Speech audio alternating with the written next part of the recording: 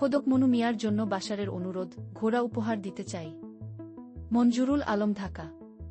গোরখোদক মনু মিয়া অসুস্থ হয়ে হাসপাতালে। তার দীর্ঘদিনের সঙ্গী ঘোড়াটিকে কে বা কারা মেরে ফেলেছে? ৩,৫০৭টি কবর খোঁড়া মনু মিয়াকে নিয়ে প্রথম আলোর প্রতিবেদন দেখে অভিনেতা খায়রুল বাশার ছুটে যান তাকে দেখতে। গতকাল ঢাকার একটি বেসরকারি হাসপাতালে তাদের দীর্ঘ সময় কথা হয়।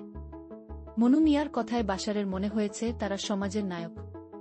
মনু মিয়া ও বাশার দুজনই কিশোরগঞ্জের মানুষ। শুরুতেই মজা করে বাশার প্রশ্ন করেন, আপনি মনু মিয়ার কি হন? শুনে মনু মিয়াও সঙ্গে সঙ্গে বলেন, আরে পাগল, আমিই তো মনু মিয়া। পরে তাদের আড্ডা জমতে আর সময় লাগে না।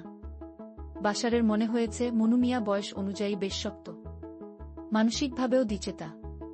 এ ধরনের মানুষ সহজেই ভেঙে পড়েন না। তবে কথার এক পর্যায়ে মনু মিয়া হতাশ করেন এই অভিনেতাকে। সেটাও বেশ ভালোভাবেই গ্রহণ করেন এই অভিনেতা। বাশার বলেন, তিনি ৩,০০০-এর বেশি কবর খুঁড়েছেন।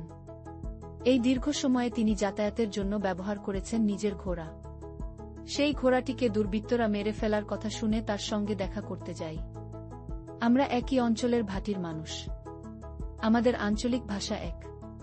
কথার এক পর্যায়ে তাকে বলি, একটি ঘোড়া আপনাকে কিনে দিতে চাই, কিন্তু তিনি ঘোড়া নিতে চান না। কোনোভাবেই তাকে রাজি করাতে পারিনি, বরং তিনি বারবার এটাই জানিয়েছেন, সুস্থ হয়ে বাড়ি গেলে 7টা ঘোড়া কিনতে পারবেন। মনু মিয়া ঘোড়া মারা যাওয়ার কথা শুনে আহত হননি। এতেও অবাক হয়েছেন এই অভিনেতা। বাশার জানান, ঘোড়া মারা যাওয়া নিয়ে তার মধ্যে কোনো দুঃখবোধ নেই।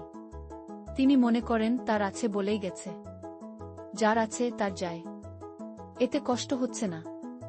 বাশার বলেন, আমি জানতে চেয়েছিলাম, দীর্ঘদিনের ঘোড়াটিকে নিয়েই সব জায়গায় যেতেন, কেউ মেরে ফেল, আপনার কোনো কষ্ট হচ্ছে না? তার কথা শুনে অবাক হয়েছি। তিনি বললেন, কপালে লেখা ছিল, কষ্ট হচ্ছে না, আমার কেউ ক্ষতিও করেনি। এই